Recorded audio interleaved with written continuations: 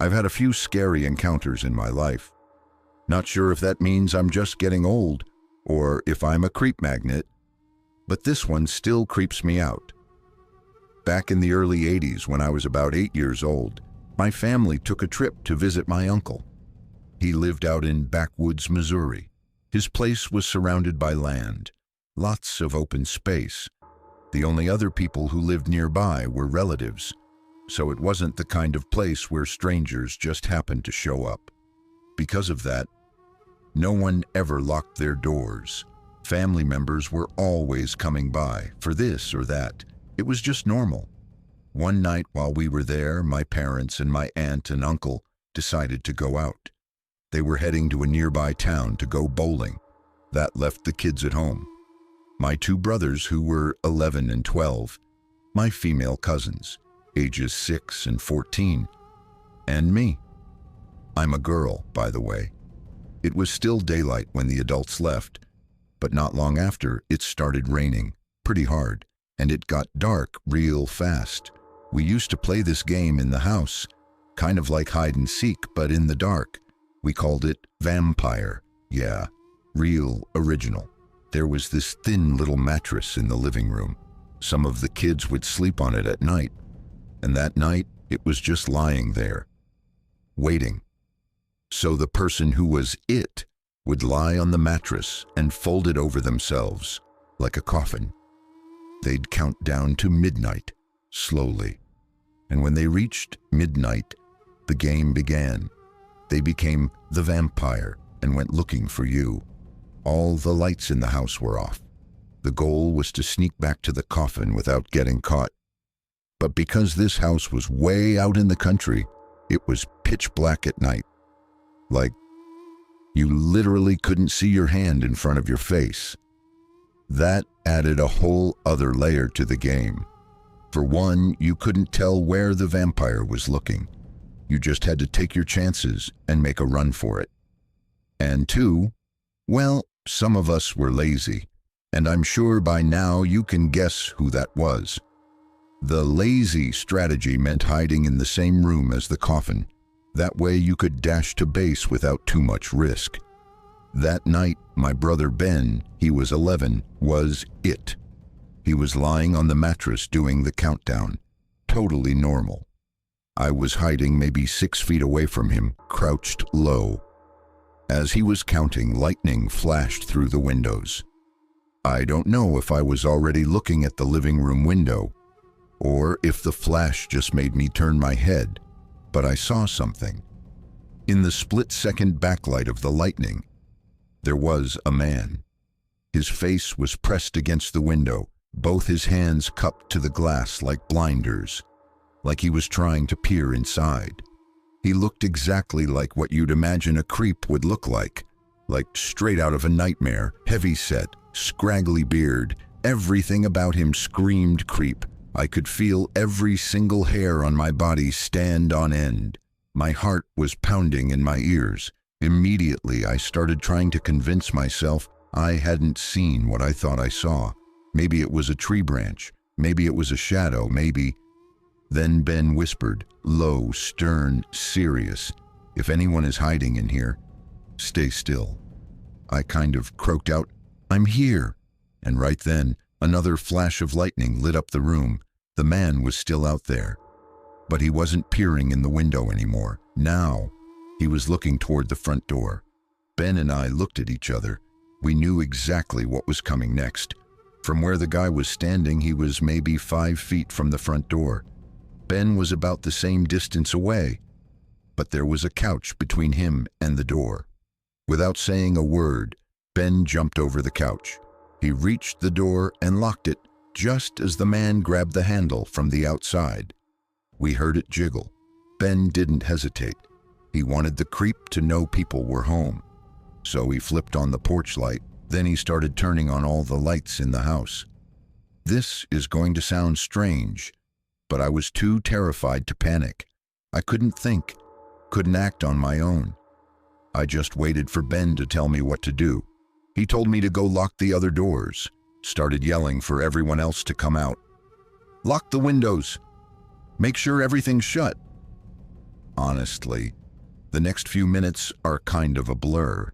Up until that moment, everything is burned into my memory like a brand. But after that, it gets hazy. I remember the end of that night very clearly. But the middle?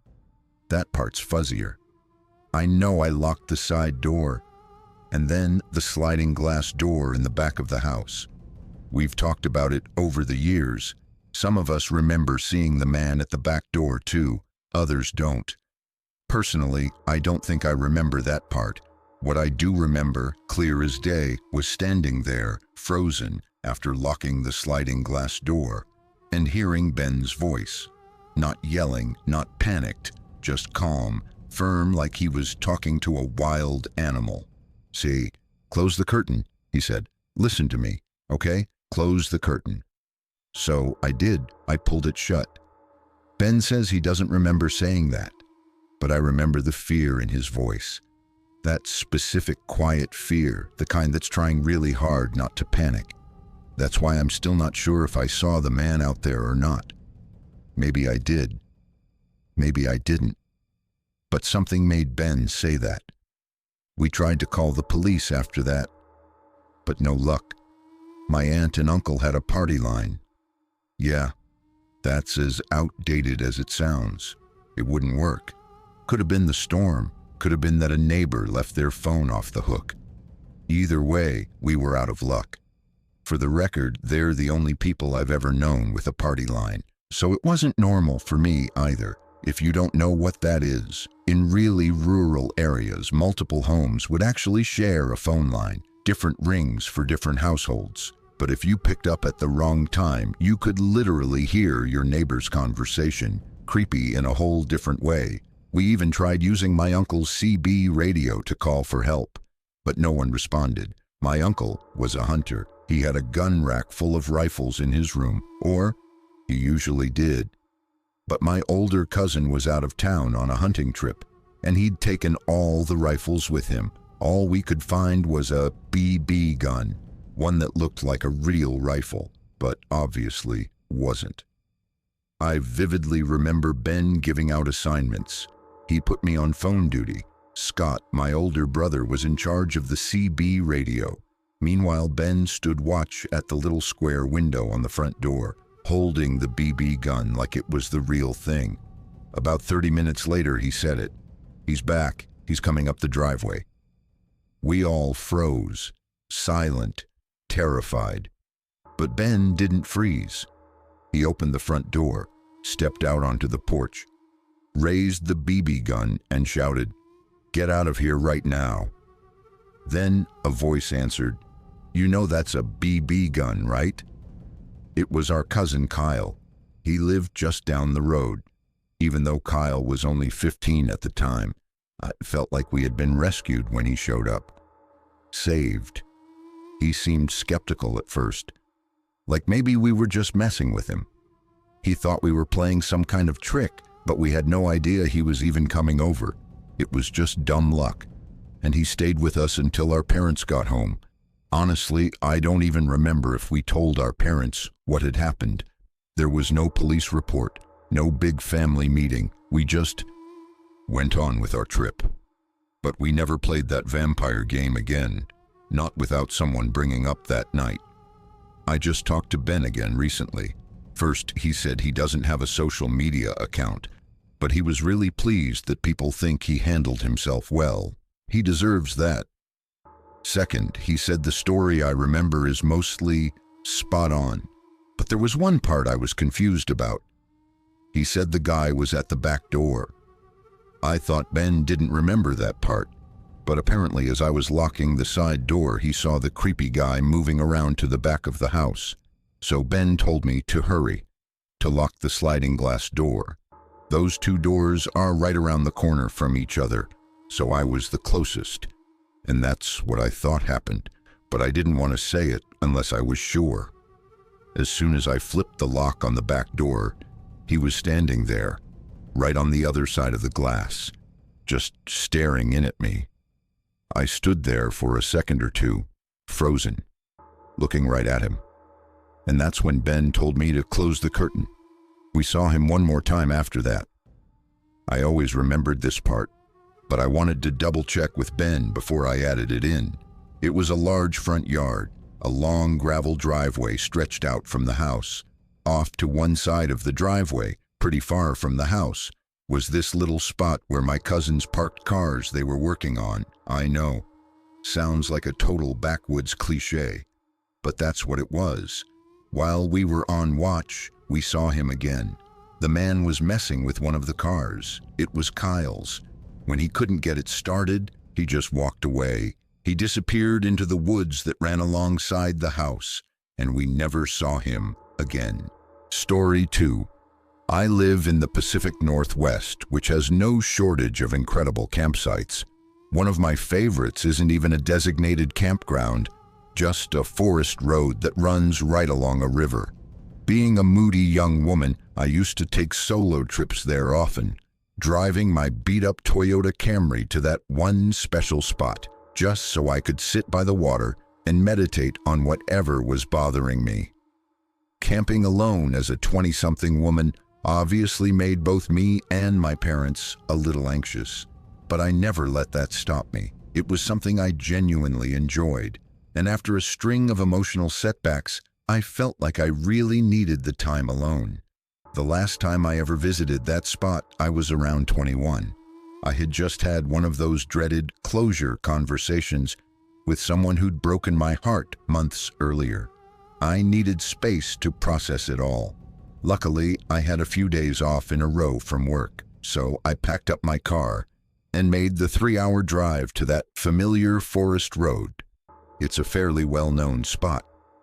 On weekends, there were usually a few other campers scattered along the river, but during the week, it was often completely empty. By the time I arrived, it was late afternoon, and I was slightly disappointed to see 2 other vehicles already parked near the water, a turquoise Chevrolet truck and a silver car. I parked a little ways behind the 2 vehicles and started unpacking my things. 2 young men were standing by the truck, just hanging out. As I passed by, they greeted me casually. I muttered a quick hello and kept walking. I found a spot that seemed nice, quiet, open, and close enough to the river, then went back to grab the rest of my gear. As I passed their vehicles again, the shorter, stockier of the 2 suddenly rushed over to a large boulder near the path. There were pistols sitting on top of it, air pistols, I'd later find out, but at the time I didn't know that. He quickly grabbed them and tried to hide them behind the rock, saying, "Oh, sorry about that. I didn't mean to scare you." There was something odd about his tone, something childlike, like he was doing it just to get my attention, like he wanted to seem harmless. I told him it was fine, that I wasn't scared. Then I kept walking. I finished unpacking, set up my camp, and got a small fire going. I was tired after the drive and hauling everything down to the river, so I plopped into my camp chair and started cooking up some chili mac for dinner. It was a beautiful evening, not too hot, and the golden hour over the river was as magical as always. I could see the 2 guys swimming a bit upstream, but they were far enough away to ignore. By the time I finished eating, they had crossed over to the opposite riverbank and were walking off into the woods. I went down to the water to fill a pot for washing my dishes, and that's when I heard him call out again. The same stocky guy. "Hey, I just wanted to let you know that I'm a good guy, okay?" Maybe that should have alarmed me more than it did, but at the time, it didn't. I definitely got the impression that the guy was socially awkward, maybe even a little off. But I didn't want to be rude, so I gave him a simple, polite reply. "Okay?" I hoped he'd take the hint, that I was being civil but uninterested, and just leave me alone. Some time passed. I was sitting there, reflecting on the events of the past week and soaking in the peaceful surroundings when I suddenly saw him limping up toward my camp. He was making soft grunting noises like he was in pain. I don't remember the exact words we exchanged, but somehow he wound up sitting down at my camp. He started explaining that he had past injuries that flared up in the cold river water. Before I go further, I should say this. I was pretty passive when I was younger, especially with strangers. Setting boundaries was something I had to learn later, and this moment still stands out as a clear example of what can happen when you fail to do that. I kick myself every time I tell this story. Would it have made a difference if I'd just told him to piss off? Maybe. Maybe not. Being a young woman alone in the woods. It's hard to say how he would have reacted, but still I regret not making my boundaries clearer that day. That said, because of my own personal struggles, I'd developed a habit of giving others the benefit of the doubt, especially those who seemed like they were hurting. I believed in active listening, even with people who came off a little strange. I was dealing with my own grief, and I hoped to be met with compassion. So I tried to offer that same compassion to others. And to be fair, the guy did seem troubled. Judging by appearances, he looked like someone who'd hit a rough patch in life, maybe down on his luck. Definitely not all there. He stayed at my camp and started telling me stories about his life. Wild stories, the kind of tales a little kid might invent, full of unbelievable adventures and exaggerated details. As he kept talking, the stories got weirder and more outlandish. He explained that his injuries were from a terrible accident during a welding job, where he supposedly fell from a great height and somehow got impaled through the hand by a piece of rebar. He went on to describe a heroic effort to save himself after falling. Apparently, he'd unhooked himself from the rebar, then fallen the rest of the way, breaking his legs or something like that. I just nodded along, offering a series of polite, yeah, and, oh, wow, that must have been painful. Then he dropped the bombshell. He was recently homeless after breaking up with his girlfriend, who'd been talking to another guy. That's why he was living out of his truck, the aforementioned Chevy. He quickly added that he DJ'd at a club in the closest town, making a lot of money doing it. And then the stories took a strange turn. He claimed he was also a 5-star chef, and then proceeded to describe a disgusting-sounding dish he invented, a soup made from watered-down fruit jelly and some other sweet ingredients. But the weirdest part came when he said he'd once been a Navy SEAL, specializing in small arms. That's when he mentioned the pistols I'd seen earlier, the ones he thought had scared me. He revealed they were air pistols, and in a bizarre twist, he started demonstrating twirls with one of them, showing off some pretty mediocre marksmanship. At some point later, he handed me one of the pistols. He said it made him think of doing bad things. I hesitated, but eventually accepted it. I was getting pretty sketched out by this guy, but I didn't have the courage to just tell him to leave. As the evening dragged on, he only got weirder and weirder. At this point, he began bringing his belongings from his truck and setting them around my camp. It was a slow process, almost like he was casually moving in. Each new conversation seemed to spark another show and tell idea. I can't remember everything he brought, but it included his guitar and a bunch of other random stuff. He tried to give me some of it, but after the air pistol incident, I politely declined. The conversation dragged on. Eventually, he started telling me about his childhood traumas in vivid detail. He said his father, a military man, had been very strict and often beat him. He also shared that his cousin had abused him to the point of leaving scars, which he described in detail. As he spoke, he got really close to me, staring me down without blinking. "I'd never hurt you," he said, still looking me in the eyes. I swear, my skin started crawling. I had a few things to defend myself, like a hunting knife and some bear spray, but he hadn't done anything outright threatening yet. Not long after, his ex-girlfriend showed up. He introduced me as a friend, and they exchanged a few words, but soon he was ignoring her in favor of talking to me. The whole thing made me even more uncomfortable. She didn't stay long and drove off in her truck, probably in some fit of jealousy. I didn't say anything, just told him I was going to bed, hoping he'd take the hint and leave. but then he said he needed some alone time. I thought I had lucked out. Maybe he was finally leaving. I went into my tent to settle in for the night, as it had gotten dark, but when I lay down I found a cheap ring on my pillow. He must have placed it there when I stepped away to use the bathroom, and then I realized I could still hear him wandering around my campsite. I peeked out of my tent, and there he was, his head in his hands, pacing back and forth, muttering to himself. A powerful urge to flee washed over me. There was no way I could stay. Even if he didn't hurt me, he'd at least annoy me for the whole 3 days. I had planned to stay. Without hesitation, I began packing my things. When he asked what I was doing, I simply told him I was leaving. Since I was car camping, I had quite a bit of stuff, which meant a few trips. I rushed to get it all into my car. On one of my trips up the path to the parking area, he stood right in the middle of it, complaining that my flashlight was blinding him. I didn't say anything. I just stepped around him and kept moving. For the rest of my trips, I wasn't bothered, but I kept one arm free, ready to grab my hunting knife if things escalated. On my second to last trip down, he suddenly appeared from the direction of his truck. He was crying, saying, "I didn't do anything wrong." I ignored him completely and kept walking, my focus only on getting out of there. I hurried down the path, grabbed what I could, and then rushed back to my car. I left a cord of wood behind, figuring it wasn't worth the risk of going back for it.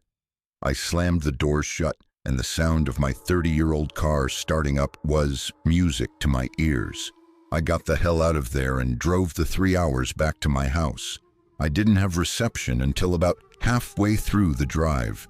When I finally got signal, I called my mom and told her everything that happened. She was upset I hadn't told her where I was going. When I got home, I explained the whole situation again to my dad and stepmom.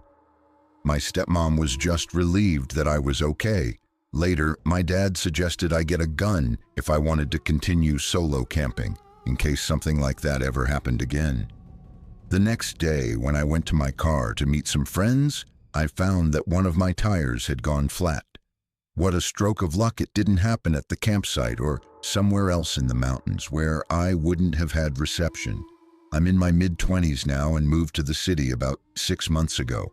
While I was moving, my roommate, who's also my best friend, found the air pistol I'd kept in my car. He knew I didn't own any guns and thought it was real at first. I laughed and explained the whole story to him.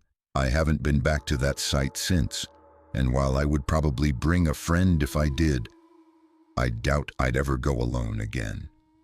Story 3.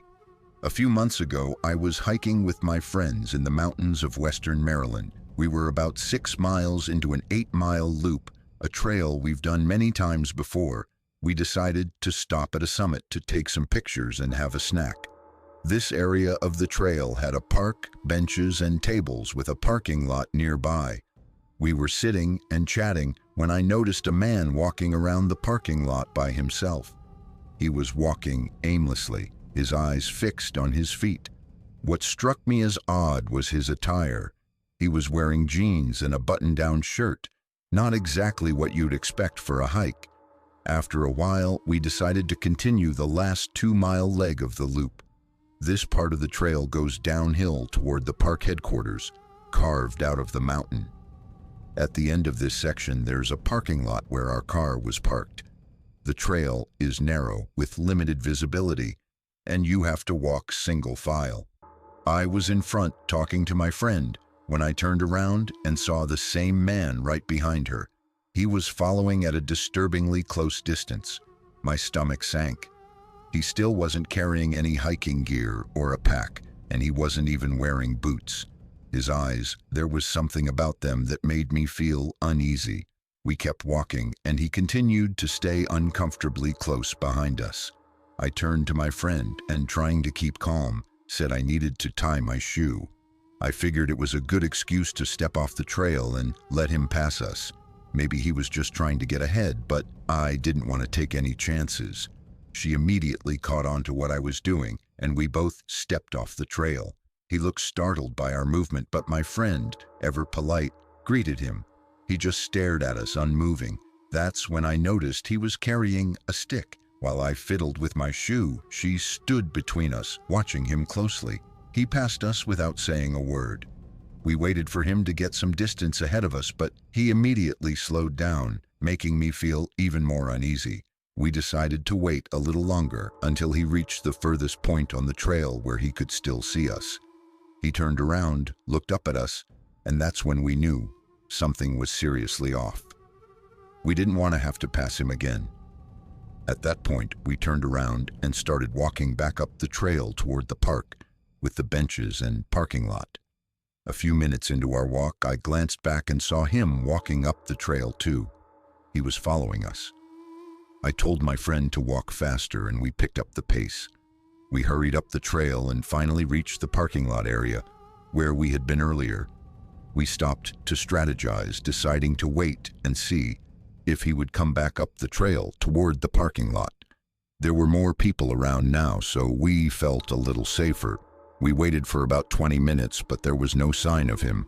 We began to discuss the possibility that he either kept going down the trail and was long gone, or that he was waiting for us somewhere more deserted.